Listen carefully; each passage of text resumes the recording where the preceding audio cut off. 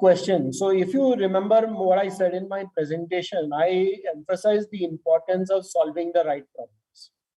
So if I were going to be into a startup, I would first, look around for some unsolved problems that need solution. So one way to do that is if you have faced the problem yourself. Like Steve Jobs in Apple always used to say that he and his core team, they were all at the cutting edge because they themselves were able to have problems which they wanted to solve. And that's what they tried to create through the iPhone, etc. Now, if you're not in that fortunate position where you have your own problems to solve, then you better go and spend a lot of time with other people who have problems. So I am a great believer in the importance of immersion. You should immerse yourself in the lives of users and customers. I gave you the example of Stanford India Biodesign program. In that program, the team goes and spends a lot of time in hospitals at 3 levels. They go to primary healthcare center, they go to a district hospital, and they go to a tertiary hospital like All India Institute of Medical Science. In each of these places, they spend a few days just with the doctors in a particular domain, trying to look at how they are dealing with the patients and what are some of the problems they are facing. And then from that, they try to identify which are the core needs which need to be addressed. So you need to immerse yourself in something. Maybe, obviously not everybody wants to do medical equipment. So whatever is the field you are interested in, you need to immerse yourself in that field so that you can identify and understand what are the problems. Then once you have found a good problem, you can try to find a way to solve it. The alternative way, which some people do, is they have interest in a particular technology or solution, and then they try to find where is it applicable. That's also okay, except that it's got certain limitations because it's not always easy to find that match. But that could also be one way of doing it. Okay. So can we take 2 more questions? Okay, no problem. Sure. Yes, sir. So we have one question from Gurpal. What scaling strategies we can apply in innovation field, especially after EV concept coming regressively in Indian automobile industry? What scaling concept? So should I repeat? No, I heard the question, but I don't know exactly what it means. Okay. I think let's skip that question. We go next one. Okay, sir. Okay. So there is one question that, does technology decrease the sense of innovation in a person as it makes many people lazy? So we are talking like on one side, we are talking about the innovation, and on the other side, technology is making people a bit lazy in their approach. So yeah, I think that there could be long-term issues you may not see in the short term. For example, in India, generally, many people are quite good in at least basic maths. But today, if you go to a shop, that fellow will not tell you the total amount paid without using calculator. Even if it is 3 small numbers, 20 plus 25 plus 30, he will use calculator to add it. Okay.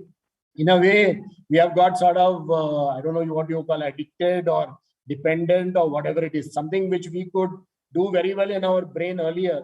We are now depending on technological devices to do that.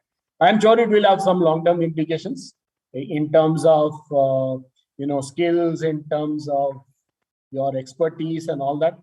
And in many other ways also, for example, these days students in colleges, if you give them a problem, they will spend more time searching on Google to see whether a solution to that problem is already there than trying to solve the problem itself.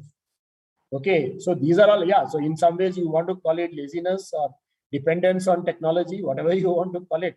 I think certainly, yes, it is a challenge. Okay, sir, I think the questions are coming but as the time won't allow us, we are winding up the session over here. So it was a great session, sir. You discussed about the basic concepts that why basically the planning, why, what, and how the technology can be used in different terms. It was a wonderful session. So now I would like to invite Dr. Nitin Pathak, Head of the Department of Commerce, to give a vote of thanks. Sir, may we have you? Yeah, thanks a lot, Dr. Nilini. Thank you, sir. On behalf of Commerce Department, University School of Business, Chandigarh University, I'm thankful to Dr. Rishikesh for providing insights on technology, innovation, and by sparing his valuable time from his very busy schedule. Sir, I'm sure that all the participants would use the strategy and inputs given by you in their career and their life ahead. I'm also thankful to the management of Chandigarh University for providing such a wonderful platform of Tech Invent and the organizing team of Tech Invent, and Dr. Nilni, you also being the coordinator of this program. And last but not the least, the students and other participants from across India, from universities and also from abroad who have joined this session. We are very thankful to you for your patience listening and joining this session.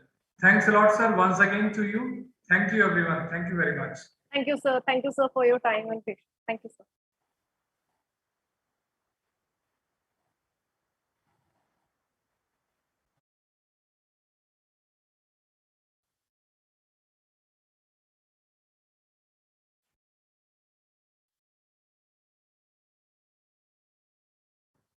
Dr. Nili, I think Mr. Hitesh has joined. Yes, sir. Yes. Let me start Yes. with the next session. Yes, sir.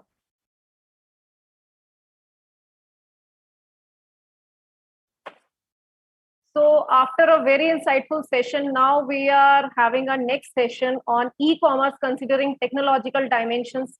Again, I request Dr. Nitin Pathak, sir, head of the Department Commerce, to formally invite Hitesh, sir, for the session. Thank you, Dr. Nilni. On behalf of Commerce Department, Chandigarh University, I welcome you, Mr. Hitesh, who is CEO of Tech4Serve Food Business. To introduce Mr. Hitesh, he is a management consultant and strategy consultant also. He is a business mentor, business coach, turnkey consulting model, and he is a motivational speaker too. So he has built a commendable reputation in the food industry through its excellent track record. He is a pioneer in the industry with the approach of honesty and transparency. He is a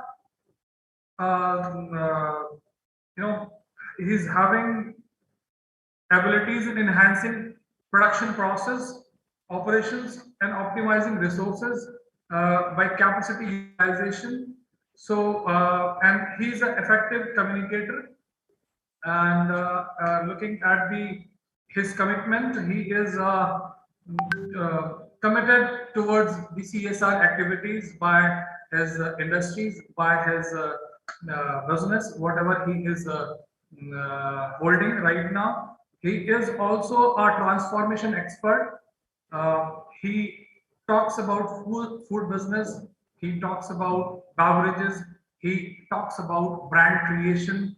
So I welcome you, Mr. Hitesh, for today's session. Over to you, Mr. Hitesh, for the discussion with the students and the other participants. Thanks a lot for your valuable time. Thank you, Dr. Nitin. Thank you, Dr. Nilni, for such a nice introduction. Probably your research was a bit detailed. I was not expecting this much about me from you. So in short, I'm the founder and CEO of Tech4Serve Food Business Consultants. We are a turnkey F&B consulting company, and we are an innovation-driven company which can convert the dream of entrepreneurs who are looking to get into food industry to become a reality. Tech4Serve has been in existence since a little over 9 years now, and we have executed 100+ projects. Currently, I'm in my office, and the wall behind me we call as the Wall of Fame, and we have the logos of the brands which we have worked with. It's just a few because we could not capture the entire portfolio in just one wall. So thank you everyone for inviting me. And in this current session, I'll be discussing the technologies in e-commerce. That is one part. Second is I'll be sharing my journey, my journey into entrepreneurship. And we will also do a small case study. So it will be a little bit of interactive session. And I would really appreciate some participation from the audiences. So let's begin with the presentation first. The next slide, please. Yes, sir. Okay, so what is e-commerce? I mean, traditionally, we never expected that we could be able to trade or buy something without exchange of the real currency. Now, over the last 20 years or so, we have seen, digital transactions, and now the trading of goods and services has started so much, and COVID has seen actually a lot of growth in that segment. So this is a way of trading goods and services digitally. Now, why e-commerce? Why was the need for this? So first is the better outreach, because you can sell a product or a service sitting in one part of the world to the other part of the world without actually traveling. Second is less infrastructural investment. You don't have to build stores or outlets or places where you sell goods. You can sell them online, and when you sell them online, your infrastructural cost is much lower compared to a physical outlet or a physical shop. It is scalable. You can scale up to different domains, to different geographies. It is technologically driven because it's not the traditional way of transaction. You are using a technology to sell a product. The interaction happens electronically, the fund transfer happens electronically, the data generation happens, and then the shipment and everything, all the process of the transaction happens through technology. Ease of buying for the customer. This is the another advantage, because you don't have to physically move from shop to shop. You can just switch your toggle your screen and reach to different places where you can buy a product or a service. And also, you're not bound with a timeline. You can shop at 12 in the midnight when you don't expect the physical shops to be open. You can actually do your shopping when you're free, whenever you are comfortable at. And COVID has brought a technological learning for the next 10 years and the last 2 years. I mean, I think this was discussed in the previous session as well, that because of COVID, there has been a lot of upgradation, there had been a lot of education, and there had been a lot of adoption towards technology. For example, very well mentioned the example of Zoom. I mean, we had been personally thinking to digitize our office since last 3-4 years. The lockdown happened, and the first 1 week, we were digitally operational. So this is what COVID has brought to us. I mean, it has actually enforced to use the technology. People were reluctant to do that, but now they have adopted it, and it is now the new normal. People are quite comfortable using technology in their day-to-day lives. Next slide, please. Yes. So why technology in e-commerce? This is what I have discussed also, but I'll just brief it further. So there is a constant improvement for competitive edge. If we see that when few years back, I would say around 10-12 years back, there was an app called Paytm which was launched, and people were very reluctant. How will it happen? Will my money be safe? Will my bank account be safe? But now there are so many payment gateways, and even the user interface is so improved that you can have automatic wallet recharge. You can have a fixed amount of wallet amount fixed in your wallet, and whenever the amount crosses that threshold, there is an auto pay, auto recharge, and all those things. So this is how the improvement has happened, and that is how it brings the competitiveness into the industry. Lower cost and better offering through the technology. As I said, that the cost of selling or trading or transactional activities through e-commerce are much more economical, because it gives you a bigger geography to play with. You're not restricted to a specific region or a specific domain. Efficient supply chain.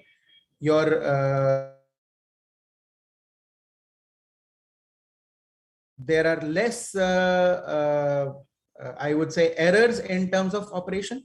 Better shopping experiences. You can compare goods on a screen compared to whatever you're looking at. Otherwise, in a physical world, you are bound to select from the options available physically, but now you can actually procure things which are available in your local vicinity, in India, international market, whatever. So the shopping experience is much more enhanced, and there is a lot of technology which has also been implemented, like artificial intelligence, chatbots, your user interfaces have enhanced.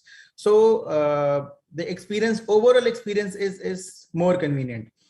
Understanding the consumer better and offering customizations. Now, this is what has revived, or I would say escalated the world in the e-commerce, where you are actually reading his preferences, you are understanding his choices, and then you are giving him customized solutions. So whatever is customized as per your requirement becomes a luxury. And when you offer something as a luxury, or when you offer something as a better user interface, then your relationship with the consumer is much more stronger. There is a lot of loyalty involved once the experience becomes something which is customized and which is relatable. Then 24/7 service support. As I said, you are not bound to go to a shop and buy before the shop closes, because the shops are open 24/7. You can interact, you can raise a complaint, you can raise a query, you can buy a product, you can make a order, a return, or whatever, whenever you are comfortable, whatever is a convenient time for you. Next slide, please. Yes, sir. So what technology trends are shaping the e-commerce market? Now we have, I'll discuss all these in the next slides, but I'm just summarizing them in this slide. So there is mobile e-commerce and omni-channel presence. We will discuss this. Augmented and virtual reality, video marketing, image search capabilities, subscriptions and auto fulfillment, quick and easy checkout process, and gamification, making online shopping fun. So these are the focus on ease of the customer. Next slide, please. Yes. And the technology trends which are shaping e-commerce market are Internet of Things, IoT, which we say, and voice assistance, engaging user interface, structure and use of planograms, customized offering to the customer, and implementation of chatbots and conventional marketings. Both these slides, they are just a summary, and I will discuss each of these points one by one in the next slides. Focus on ease for the consumer or the customer. Now, what is the focus? The customer is sitting at his office or at his workplace or at his home, or he is traveling, and he is at a comfort zone. I mean, he is not in the hassle of going and buying something in a specific timeline. He can select a product, he can choose, he can read the reviews of the consumers, he can go for the competitive product, competitive brands, he can have analysis online on the products on which he is consumed. For example, usually people compare their product with the different brands, maybe a mobile phone or maybe a car which you're planning to buy. Then there are apps and there are websites which help you compare your choice amongst the available choices, and then you can reach to a better result. You are not driven by a specific salesperson, and you're not brainwashed for a particular product which is being sold at a physical store. Next slide, please. Yes. Mobile e-commerce and omni-channel presence. So now when you see there is a uniform growth of a brand through different channels, and then there is a higher brand recall value. So there are online marketplaces where you see the product. There are brick and mortar stores where also you see the product. For example, if we say that you select a product online on a e-portal, maybe Amazon or Flipkart, and then when you see the same product in a big bazaar or in a shopping mall, there is a recall value for the product. You are able to recollect that, okay, I saw this product online and now I see it physically. So there is a trust which has built up over the product. Then there is a word of mouth, which happens through reviews on the online portal, through reviews on different blogs, and also a word of mouth through your social network. Then there is social networks which sell the product. There are Instagram, Facebook, they all have a selling platform, and you must be noticing that if you browse a particular product a couple of times on the Google search engine, you will start seeing advertisements related to that product on your Insta or on your Facebook. So this is how the companies use the data which you are, I mean, it's a big data analysis. They use this, and then they give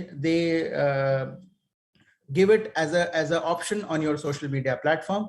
And then there are e-commerce sites which are selling the product. So everything, the entire business, apart from the brick and mortar stores, everything happens on your mobile screen.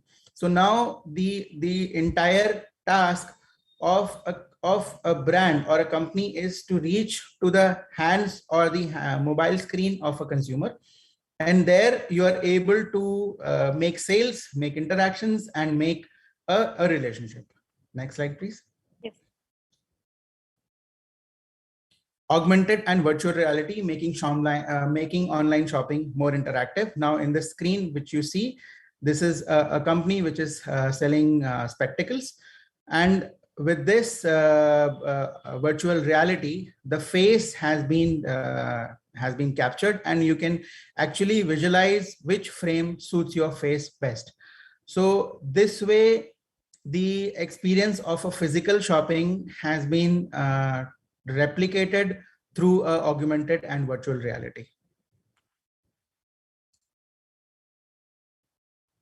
So should I move to next slide? Yes, please. Next slide, please. Video content capturing consumer attention. Now there is video marketing, and we see a lot of content happening over the various social media and even the other platforms as well. Now, video is the best way of engaging with a customer, because you're able to demonstrate a product, you're able to highlight the qualities of the product, and you're able to engage with the consumer as per their specific demand.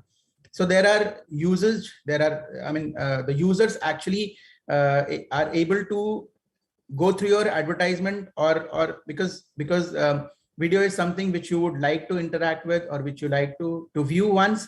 It is target driven, because it is through the big data analysis on the type of search or your preferences. The content is curated. It is drafted in a way that it is it is catchy and it is inviting. And then you're able to process a sale. I mean, the success ratio of a particular product which you try to sell from a normal graphic image, or compared to a product which is being sold through a video content, is much higher. So that ways you're able to engage with the consumer and build a trust, and then make a sales. Next slide, please. Image search capabilities. Now, this is a very unique app or a technology which is now being used. You're roaming in the market, you like a particular product, you take a picture, and then you search, and then you can reach to the final product or the company which is selling the product. For example, Myntra. You like a particular shoe, you have taken a picture, and you search, and you reach to the product. So this way, lot of times during the physical shopping experiences, we were not able to reach to the product. We did not know what brand it is, or what company it is being manufactured by, or what price tag it is. So that ways, a lot of times we liked the product, but we could not buy the product because we did not know how to buy it. But with this technology, we are able to reach to the product, to the direct manufacturer, and then reach to various e-portals where it can be bought from. Quick and easy checkout process. Now, this, I think most of us would be experiencing that now with the e-commerce, the buying and the checkout process is much more convenient and much more simpler. You can keep on adding the product in your shopping cart or in your basket. And then when you just finish up shopping, you can just overview what is the total order. Have you ordered the number of items? What are the prices? What are the discounts offered? You make a payment through online transaction, through credit card, through debit cards, and then you are through. So in comparison to a physical shopping, I mean, this is why this is easy, because you can have a multiple basket. You can have grocery, you can have fresh fruits, you can have your electronics, you can have your stationery, all clubbed in a single basket and all done through a single checkout process. So that way your interaction with various shopkeepers, with various shop owners is restricted to just one checkout. Subscriptions and auto fulfillment. Now, this is a fantastic model of e-commerce where you have identified a customer, you have identified his weekly or monthly requirements, and you have made him subscribe to you. For example, if a consumer requires a liter of milk every day, 2 packs of breads every week, and maybe say 12 eggs every week. Now you have a subscription model where the customer is not in a pressure to order you on time. He has subscribed a particular requirement and you fulfill the requirement. First is you have a repetitive sale when you go with a subscription model, because the customer is now only associated with you. Second is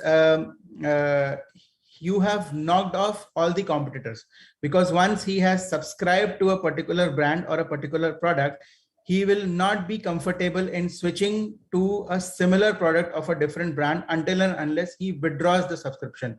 So you are making him hassle-free in terms of keeping the record of what is to be ordered, what is not to be ordered, or what is there in the requirement.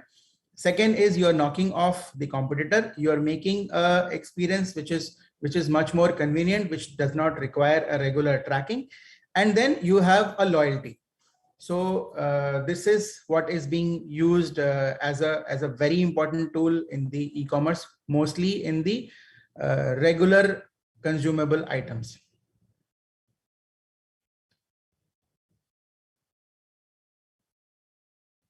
Gamification and making online shopping a fun.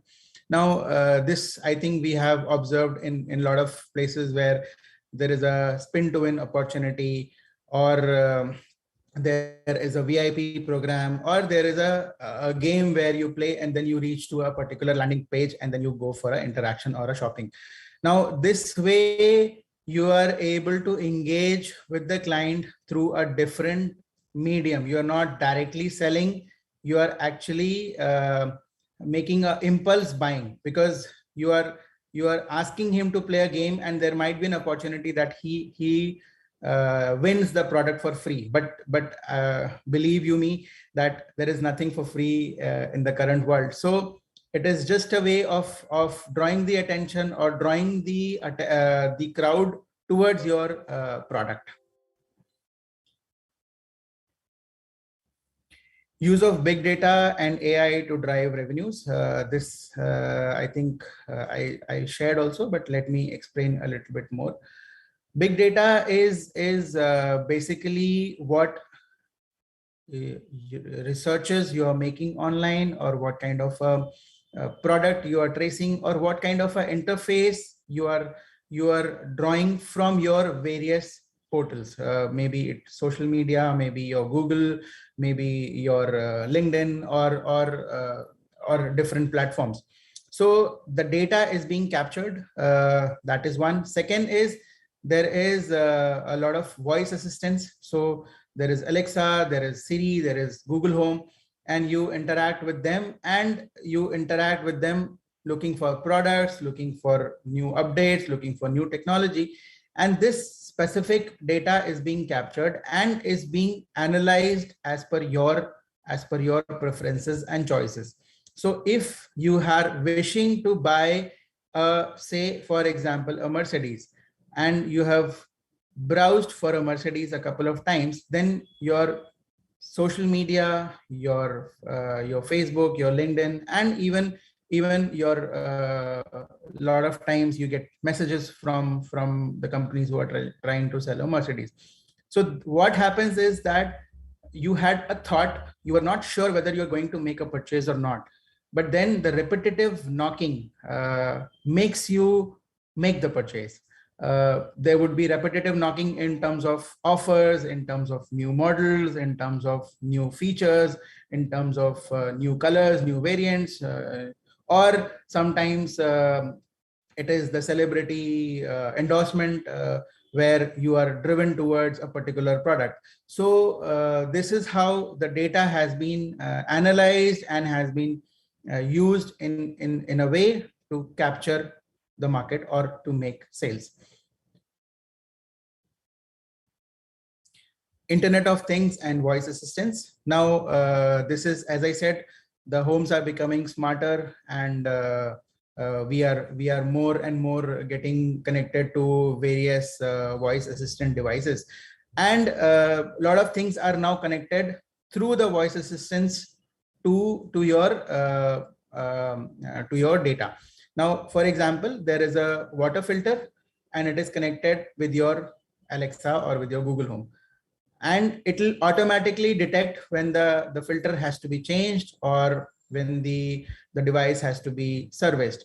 With that, it will raise an alarm and there will be a transaction, because there will be an alarm which will say that the filter needs to be changed, and then it will lead to a transaction where you will order for a filter. So this way, whatever, there is also a philosophy that it is a breach to privacy, that whatever we are discussing, whatever we are talking has been captured and has been used to make transactions with us. But then we are the one who have selected to allow a breach in our privacy, and we are the one who have selected to install Alexa and go for smart homes and more advanced technologies. So this is how e-commerce is trying to make more transactions through the interface which they have with us.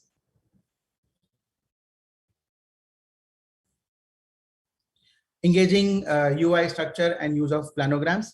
Now, this is it's a typical way of demonstrating a shop or a product. There are two types of shops: the brick and mortar, the physical stores, and even the online stores.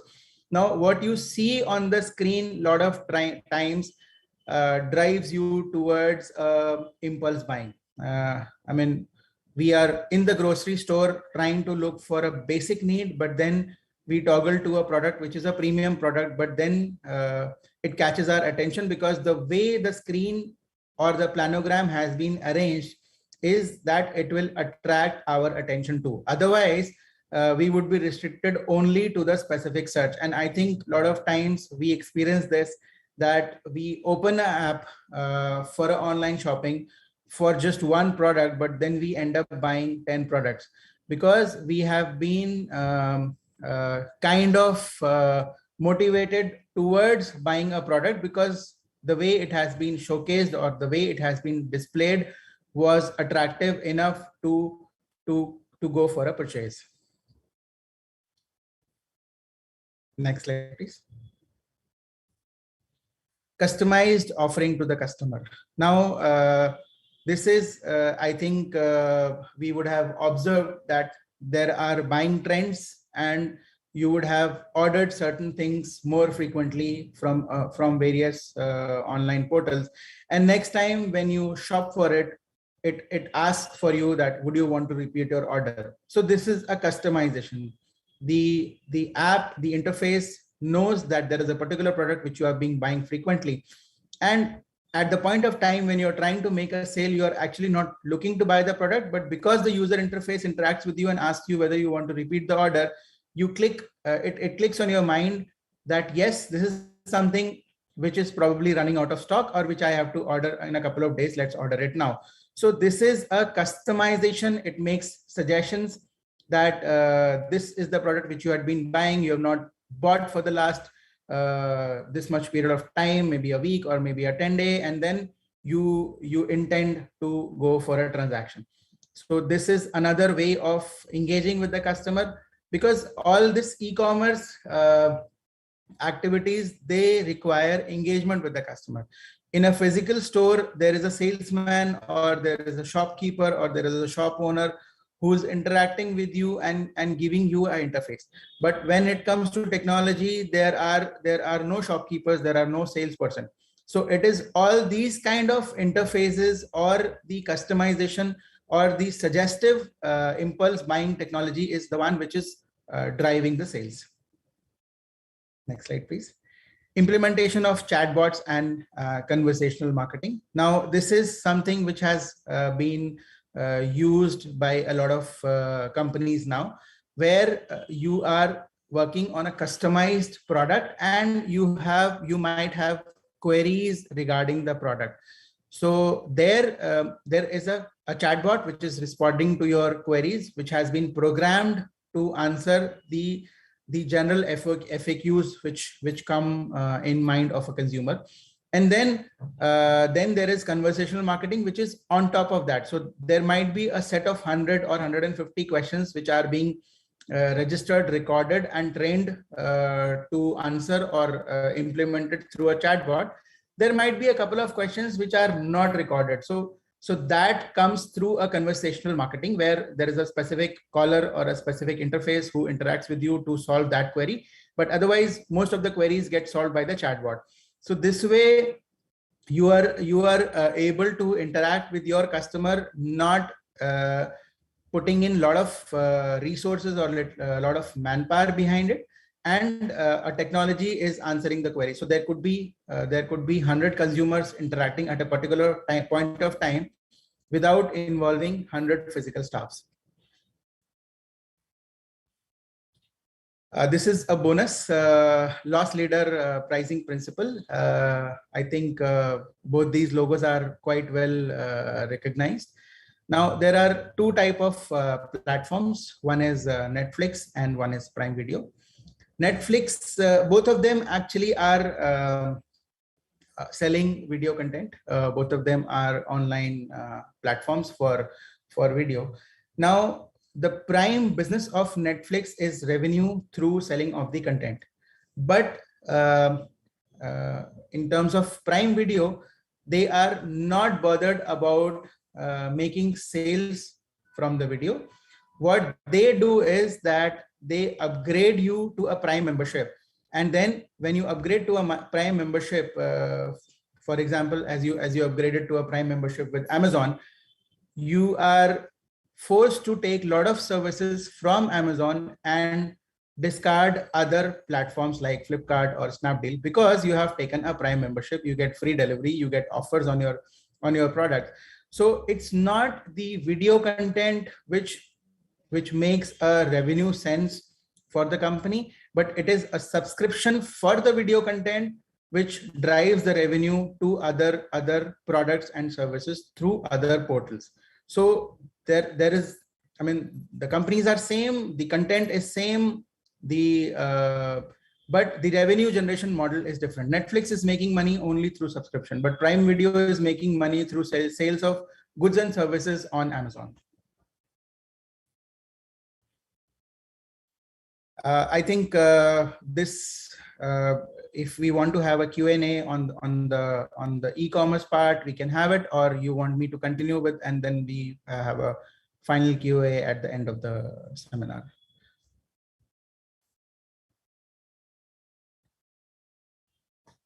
So we can have, like, you can continue. We can have it in the end of the session. Okay. So as I was requested to share my entrepreneurial journey, I started off, I'm basically a food technologist, and I started off my career in 2005 as a sales executive with Biocon. Biocon had a food division which was making products for the food industry. And it was a small stint from May 2005 to December 2005, where I was handling key accounts like Haldiram's, Cremica, Priya Gold, Anmol, Perfect, and all. But during this stint of time, I realized that sales is something which I can do. I probably am successful in doing it, but this is not what makes me happy. So after this, I realized that my core competence is projects. And that's why I shifted to, I joined ITC. I joined the operations and the projects team, where I was handling the plant operations and the expansion of various plants and then installation of new plant. So this was in January 2006 up to June 2007. And then I got a wonderful opportunity, probably an opportunity of my life, where I joined Olam International Singapore. Olam is one of the top 10 companies registered in the Singapore Stock Exchange, and they have operations in 64 countries. I got an opportunity to work for them in Tanzania, where I was handling the largest cashew processing factory in the world, with 9,500 workers and $25 million USD turnover. So this was an experience where I was thrown into the water and asked to swim, to learn swim and then make others swim as well. And this experience brought basically the entrepreneur in me, because I was handling the entire operations on my own. And this is how I realized that, you know, there is an entrepreneur which can probably do better for my own. And that's how I decided to move back to India in January 2011. And I co-founded a company with the Skylark Group. So there was a Skylark Foods and Beverages, which was in Gurgaon. And then I was also appointed as director for Skylark School of Business and Technology. This was my first entrepreneurship step. We made good growth in a span of 1.5 years, but then we made some mistakes in terms of tracking the responsibilities, in terms of fund management, and in terms of deciding the roles of the individual partners. So I decided to hand over the business to my other partner and move out of the business. And that's when I founded a trading firm, which was basically a distribution company based for specialized food ingredients. This was formed in basically end of 2012, September, October 2012, which is now a part of my current portfolio called the Mangalmurthy Enterprises. I also founded Tech for Serve Food Business Consultants at that point of time, which is a consulting company and which is now the main company in the group companies. And in 2018, I co-founded a design house called High Pitch Designs, which is a design house which deals in branding, marketing, advertising, social media, your graphic, packaging designing, your video content, audio content, your basically a communication which goes from your company to outside. So this has been the entrepreneurship ladder. Currently, we are sitting at 100+ projects, pan-India, and we have 4 offices: Delhi, Mumbai, Lucknow, and Kolkata. And I would say the journey had been quite enriching, quite eventful. Difficulties at point of time, usually in the initial stages of the business. And now it is pretty much stable, and we are growing at a very rapid pace. So I would like to share certain things basically for mostly the budding entrepreneurs, as in what they should be looking at when they're looking at entrepreneurship, because entrepreneurship is something which everybody is attracted to, but the success rates and the success ratios are very, very thin. A data says 7% of the entrepreneurs only survive 3 years of journey. So when you plunge into entrepreneurship, I would say there are 4 qualities which you should have in place before you take a deep dive into the entrepreneur journey. One is a strong will. You should be very, very strong-willed. You should not be looking at, if it fails, I'll go back to job. If it fails, I'll do this, I'll do that. So you have to be strong-willed. You have to give up on luxury. A lot of times we take a plunge, but we don't give up on luxury. There should be a vision. You should have a vision that how you will proceed in your career. What is plan A, what is plan B, what is plan C, and then what is the succession. And fourth is your guts to fail at least 99 times. So if you fail, if you're having the guts to fail for 99 times, I'm sure the 100th time will be a success. So these are the 4 things which an entrepreneur should have in mind before taking a journey. Then there has to be a plan, whereas you have to find a problem. As in the previous session also we discussed that any entrepreneur is the best entrepreneur actually is the one who solves a problem of the people, of the consumer, of the masses. So you have to find a problem, identify a problem, then identify your customer and identify your product or the service. So this is the first step. Then you have to find whether there is a demand for the product or the services which you have identified to manufacture or to sell or to produce. Then there has to be a feasibility of the product. It should not be a very hypothetical product. For example, if I start selling a flat on moon, will it sell? It will not. So there has to be a feasibility. I'm sure that there is a very high demand of real estate, but then a flat on moon doesn't sell. Then you have to plan your funds and resources, because a lot of times we go overboard. We try to expand beyond our limits, and then that is how we get short of funds and we get suffocated with the fund flow, and then we fall off. So the funds and resources have to be planned well, and usually for small enterprises, for small entrepreneurs, try to keep your overheads as low as possible and fly light. So this is the planning phase when you're planning to get as an entrepreneur. And then when you execute, when you have developed a product, try to get a feedback, test market your product, reach to a certain level of understanding with the consumer, and also a trust which you develop. So your product should be sellable. Launch the product, post that, and then you should have persistence to wait for the sales to come. It will not happen overnight. Sales take their own time to come. And now I'm doing a small case study on how to interact with your consumer. So I'll take the example of Tech4Serve. Now, first is how you interact is first you have to educate your consumer. So in terms of education, what Tech4Serve does is that there are 3 industries which have seen constant growth even during the pandemic. One is the foods and beverages, second is the pharmacy, and third is personal care. Tech4Serve is an innovation-driven F&B consulting company. We convert your dream of being into food industry into reality. So now with this thought, I have educated my consumer that food is a lucrative business. Food is an industry which has a lot of future.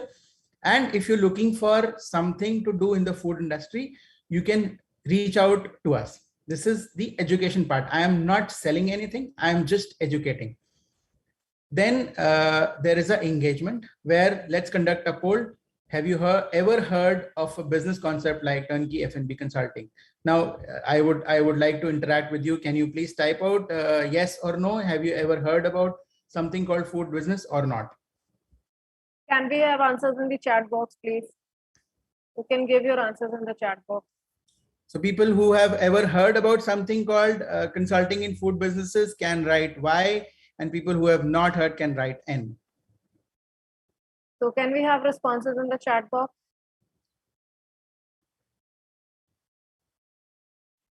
Sir, they have heard about it. Okay. Okay. Now, this is the engagement where I have tried to engage with the audience, with the consumer. again, I have not sold anything. It's just an engagement. Then there is a trust building. Did you know that 70% of the food businesses fail in the first 6 months, and another 23% in the next 18 months? So this is the success rate of the food industry. So if we add on the numbers, it becomes 7% businesses only survive first 2 years. And Tech4Serve has been flawless in the track record with 100% success rate. So this is a statement with which I have tried to build a trust with my consumer, that when you work with a consulting company like Tech4Serve, your chances of failure become very, very, very, very small. We don't guarantee 100% success, but so far we had been 100% successful. Now I would like to have an association with you, where I would request you to go to our LinkedIn page, browse Tech4Serve Project Consultants, and like us on LinkedIn, so that you can be updated with any information, any news, or any latest update from our side in the foods and beverages domain. So this is an association. Again, I am not trying to sell anything still.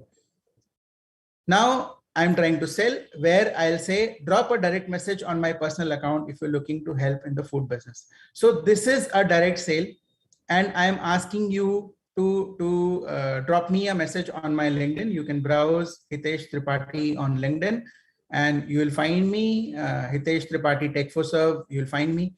And then what will be a fake sale? A fake sale is usually a lot of times we fall into, and I say, give us a 5-star rating and get a free business consultation. So free, there, as I said in the presentation as well, that there is nothing like free. I'm trying to sell something free for the sake of making a sale, but then this would be probably a fake sale.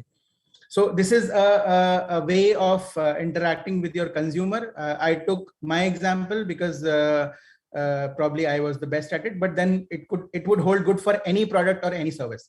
So whenever you try to engage with your customer, when you try to reach to the display screen of the consumer, if you follow these steps, you'll be able to engage with them in a better way.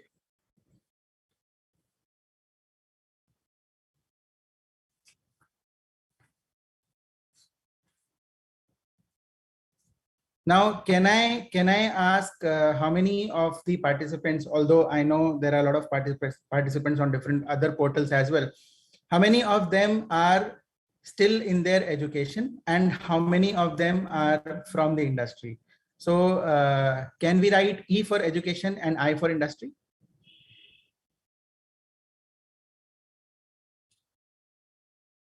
Neelni, you're muted. I am not able to hear you. Sorry, sir. You can write E for the education and I for the industry. Sir, we have both the responses. Mm-hmm. We are getting E more in number. More in number. Yes. Okay. So as expected, because it's a program from the University of Chandigarh, I believe there are a lot of students in the program. Now, I would like to share basically a gap which I have observed during my last 16 years of my entrepreneurship journey. Basically, what is happening is that there is a gap between the academia and the industry. What people are studying in the college and what the students or the freshers are experiencing in the real life industry, there is a huge gap between that. And although there are companies, there are people who are trying to bridge that gap, but I think still there is a lot of scope. Now, what happens? I'm just trying to relive the life of an engineering student. So first year usually is very happening, very mesmerizing. You're very happy. You get freedom to do whatever you want. You are suddenly taken as a grown-up or a matured person because you have gone into a professional program, and the entire first year passes with this happiness only. Now comes the where there are troubles of having a back or a supplementary examination, assignments, you are attendance is falling short. You're not able to cope up with the core subjects. And then the entire second year is gone. Although I would say the entire 4 years, two things which are very, very common is your CAGP or your placement. So the getting into the real life, we are roaming around. What is my percentage? Where will I get placed? What company will I work for? But we are not working towards, our own development. Third year comes, and then we are looking at internship. Where will I get my internship? Where will I do my project? What will be my project? Who will be my project partners? And sometimes it is GATE, sometimes it is CAT. So we are focusing on these things. Still not looking at what is happening in the real life. And then the fourth year is all about placement. Now, what has happened is that during the 4 year, we have missed out on identifying what is our core. As I said, in the first job itself, I realized that sales is not my core. Sales is not my forte. I can do it. I am doing it well, but this is not something which I really enjoy. So I would say that the first role of a student should be to identify his core. And when I mention core, what is core? There are different wings in education. Say you have your quality, you have research and development, you have operations, you have projects, you have sales and marketing, you have PR. So all these verticals are there. And a student who's probably good at sales, if he gets into QC, he will get confused. He will not be able to grow in his career. What will happen is he'll spend 1 or 2 years in the QC trying to learn, trying to cope up with the environment. And then he will realize this is something which is not my cup of tea. And then he would try to get into sales and marketing. Now, when you go into sales and marketing after 2 years of experience in QC, the moment you go for an interview, the interviewer will say, oh, you have experience in QC. Why do you want to apply for a sales and marketing job? You have 0 experience. So I'll take you as a fresher. Now, this student is experienced for 2 years. He has worked in the industry, but in a different core. And now he joins as a fresher in sales and marketing, if he is lucky. Otherwise, he will get a QC job again, maybe with a little bit of a hike. But it will lead to a further suffocation in the kind of role which is being performed. So I would say that very important for the students is to find out what is the core, because then only you can apply for a specific industry. It's better to apply, because then you'll be able to perform better in your career. Now, the second is that education is mostly about theory, and industry is mostly on practical. So what expectation a fresher should have is that after my 4 years of a degree program, I should be willing to spend 1 more year to learn. I mean, you might get paid for your learning. You might get a stipend, you might get a salary, you might get a very flashy salary, but then you should consider this first year at least, if not 2, I would advise for 2, but if not 2, the first year as a continuation of your learning. You consider yourself as a part of the university again in the first year, so that you are able to understand how the industry works and how to apply your theoretical knowledge into a practical life. Because then only you'll be able to drive more synergies, you'll be able to drive more efficiency, and that's how you'll be able to give back more to the organization you're working for, your personal growth and development. And that's how you will grow exponentially. Otherwise, we are just stuck in a routine cycle where we are in a 10 to 5 or a 9 to 6 rotation, and we are performing a limited sets of responsibilities which have been poured on us. We are not able to innovate, we are not able to drive, we are not able to lead. And there are a lot of questions which come into life out of syllabus. I mean, we complain in the examination if it falls out of syllabus, but then COVID was an excellent example. This was a question which was completely out of syllabus, and we all took our times to learn and to find out ways to solve this problem. So the reason why I drew attention towards these things is that I'm coming up with one more startup which is focused on bridging this gap between the academia and the industry. And although I'll be focused completely on the food domain and the food industry, so my target would be people from the food industry, biotechnology, and allied fields, agriculture, chemical technology. But then you can be connected with me on various social media platforms to get an update of this startup, which we are going to launch very, very soon. Thank you, Dr. Nilini. I think I am through. Yes, sir. Hope it was nice. The session was great, sir. So can we take questions now? Please. Yes, sir. So we have one question from Divya Gupta. Predatory pricing and deep discounting used by e-commerce players are hurting the Kirana stores.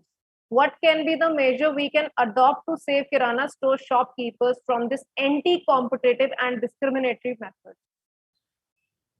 It's a good question, but I think this will be answered by something which is coming up with Jio.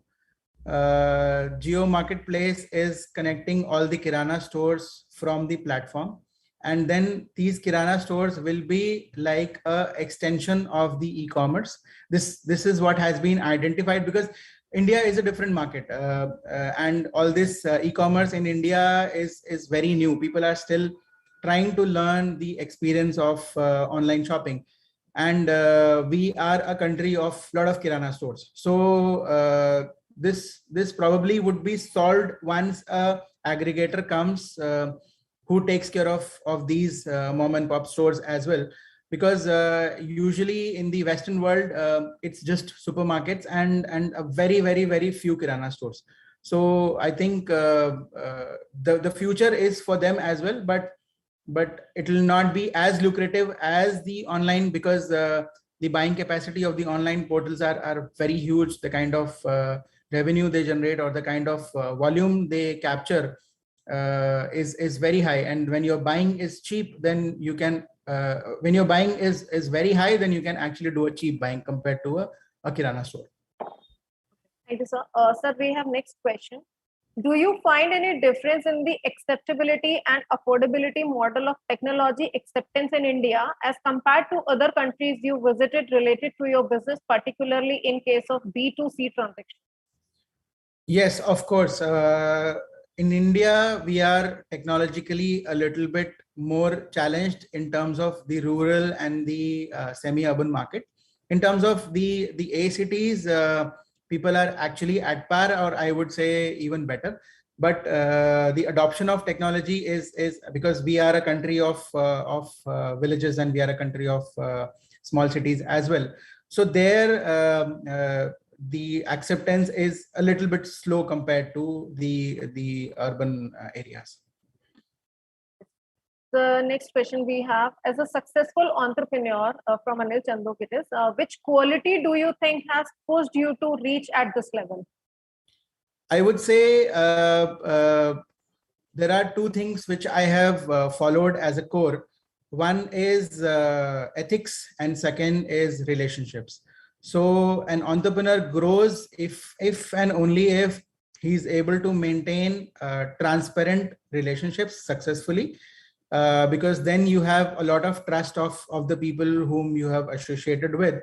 And second is ethics. There is no shortcut in business. So you might be looking at a very rapid growth for a short period of time, but then if you're not ethical, you have a timeline. Next question we have from Priya, is from Muscat, Oman. When it comes to the implementation of chatbots into a sale and marketing strategy, do you think mixture of two is a mistake, or it can provide an edge? It depends on the type of the product which is being sold, because there are products which are complicated to sell on a chatbot. So it'll depend completely on the type of the product which is being, or the type of the transaction which is being made to adopt the technology. Every technology will not be suitable for selling everything. So we have to identify what technology suits our product and our user the best. Thank you, sir. Next question we have from Nikita. Food industries have came a long way over these years. What next do you personally expect in terms of innovations and technology fusion? I think again, connected to COVID, there has been a very steep rise in the demand of products which are nutritionally stronger or better, which are more immunity driven, because people are now educated towards healthy consumption. So there would be a shift towards better eating and better packaged food. That is already being observed, and I think still in the nascent stage, because we are a huge country and we are at the focus of the entire world.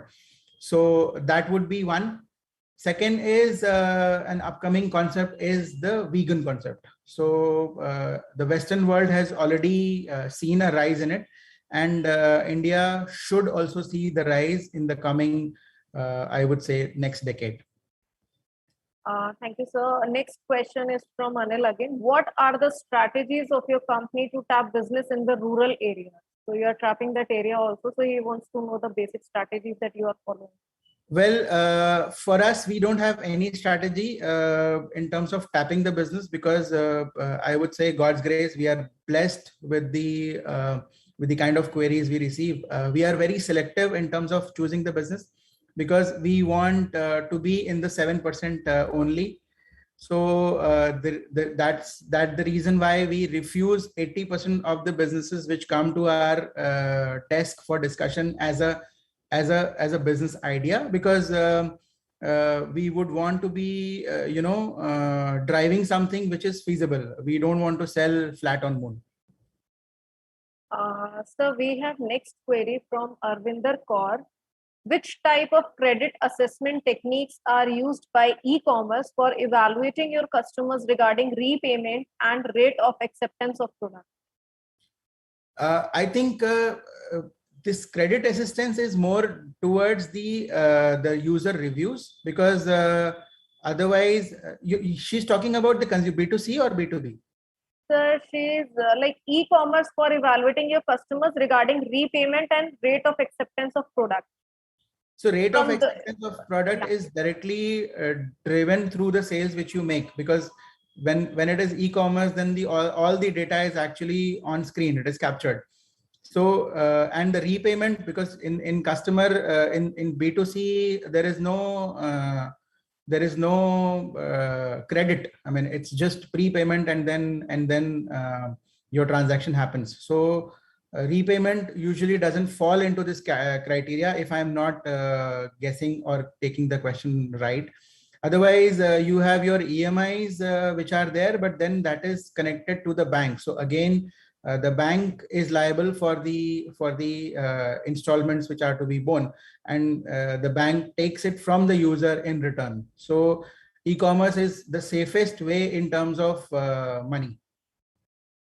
So we are getting a lot of questions. Actually, the session is streaming all over.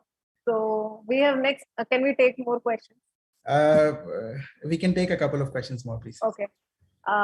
Tech4Serve was established in 2011 as a premier innovation-driven establishment in creating and launching promising food and beverages experiences. What's your next goal as an entrepreneur? As I said, as I just shared that we would continue to grow in the F&B consulting domain, and I would like to give back to the society through my CSR initiative, where we are trying to build a platform or a 360-degree interface where we are educating the next generation and bringing them to the mainstream in a better way. Because I believe that it is the ecosystem in which you work is what makes your life happy or not happy. So if I am able to make the ecosystem at par, grown up, technologically, advanced, then our life also will be easier. So it's like this is the next mode we're looking at. So participants, we are taking last two questions for the session now. So we have question from Akash. What are the securities challenges and the protection measure available to any electronic business, or identify the security requirements for the safe electronic payment? I think security breach in terms of e-business do happen, and there are cyber cells for that, and there are but for I would say for smaller enterprises or the smaller businesses to start off initially, instead of building your own platform, it is better to first associate with the aggregators or the collaborators, and once you are able to have enough revenues and enough bottom line, then you go to your own portal, because having your own portal is not just about the investment into an app, investment into a website, and investment into getting all the things digitized, but it is also about how you are able to reach to the interface, or how you're able to reach to the user. I would not download any shopping app just like that. I would prefer to buy my product from the available apps only, because our phones are flooded with apps already. So it's better to use an aggregator who has a better reach. And then once you have your own dedicated audience, then you can gradually switch them to your own app. Sir, now the last question.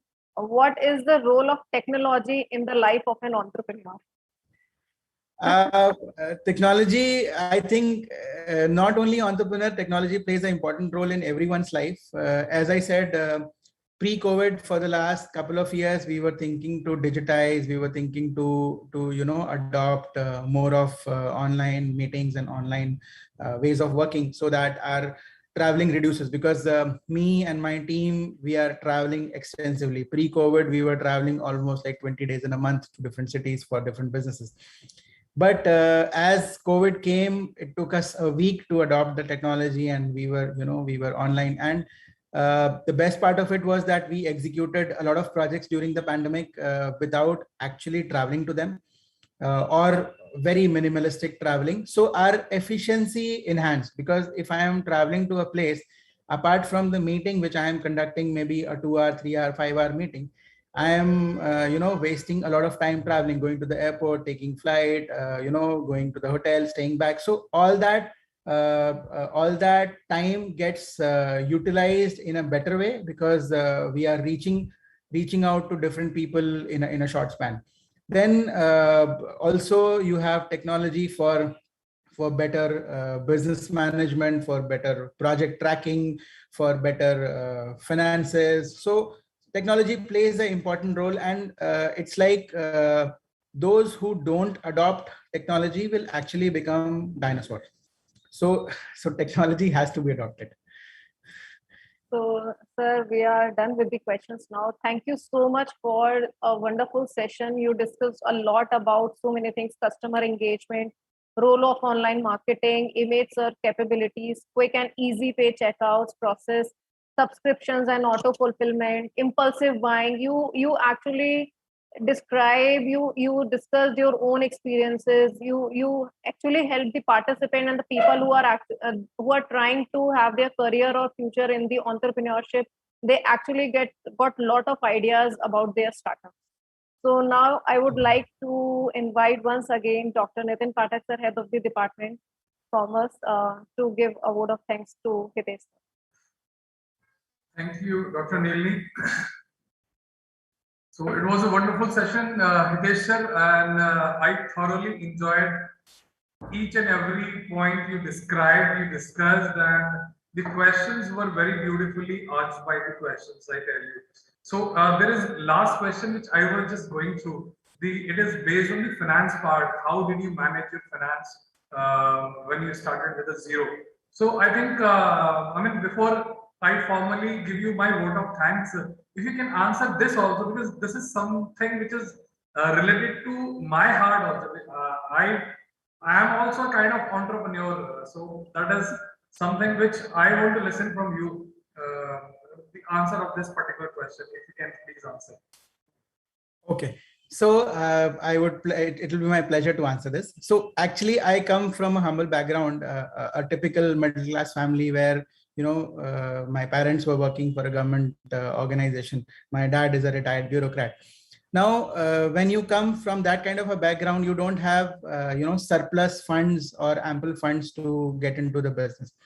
And my savings, I had a pretty decent saving from my international exposure, but your savings cannot drive your business. They are never sufficient to build up a business.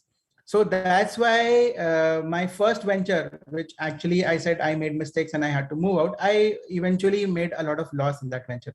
And then when coming back to the business again, it was again a challenge because I am a first entrepreneur in my entire entire family. So then what I did is that, as I said, I formed the distribution company, the Mangalmurthy Enterprises, which is a distribution firm. So trading is the easiest way of revenue generation because you're buying goods from somewhere and selling it to somewhere. You might make less profits because in trading the profits are not humongous, but then you have a rotation of funds and your inventory never becomes zero. You might buy a product for 100, you might sell it for 110, or you might sell it for 90, but it will not become zero. So that was the step which I took to ensure that my regular expenses are covered. And that division is still running, and it is almost on an autopilot mode. We are doing pretty good in that division as well. But then this is how I managed. I said you have to have a revenue generation where you're not suffocated with funds. You have to fly light.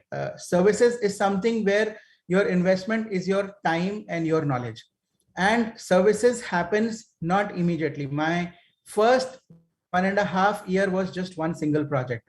And then currently we do, we select 10% of the projects and we work on them. And that's also 25 projects a year. So persistence is required. As I said, you have to fail 99 times and you have to wait for that 100th time to be successful, and keep your targets and visions in a way that funds. As I said, for planning, I would continue further. A lot of times when I refuse a business, I don't see a good financial plan behind the business. And that is the reason why I refuse to work for that business, because people only think on the capex part, that this is what is required to set up a factory or this is what is required for office, but they don't ever look at the opex part. And you have to have a working capital for at least 3 to 6 months for business to roll over. And it's very important. So I would say the reason why I am successful is because I have a very strong plan behind it. So thanks a lot, sir. It is actually which is required by everyone, and those who to start business or any entrepreneurial venture they're planning. So thank you very much, sir. Thanks, Dr. Neelni. On behalf of Chandigarh University Department of Commerce, we are thankful to you, Hitesh sir, and I'm sure that the participants, those who have heard you today, will definitely imbibe all these things in their life, and they will try to start have their own startups and their own ventures in upcoming futures, because these are the basic insights which normally are not found in any syllabus. These are your experiences you have learned out of that, and how did you manage? That is actually wonderful, I tell you. So we are thankful to Chandigarh University, the organizing team of Tech Invent, Dr. Neelni, and all the students who have joined, my faculty members, everybody. Thanks a lot. Thank you very much, sir. And we would like to hear you again in the near future. Thanks a lot. My pleasure. My pleasure. Thank you so much. Thank you so much. Thank you, sir. Thank you, Nitin sir. Thank you, Hitesh sir. Thank you. So now at the end, I just want to thank each and every person who was affiliated with the event. Anshul sir, Richa ma'am, all the faculty of Department of Commerce, VC sir for giving us the opportunity for this event. So, and all the participants who spent their time for this session from 10 to 1, we are sitting here. But I think the session was actually fruitful for all of us. We have lots of learning over here. So I'm signing out the session right now. So you can leave the session now. Thank you so much, everyone. Thank you, sir.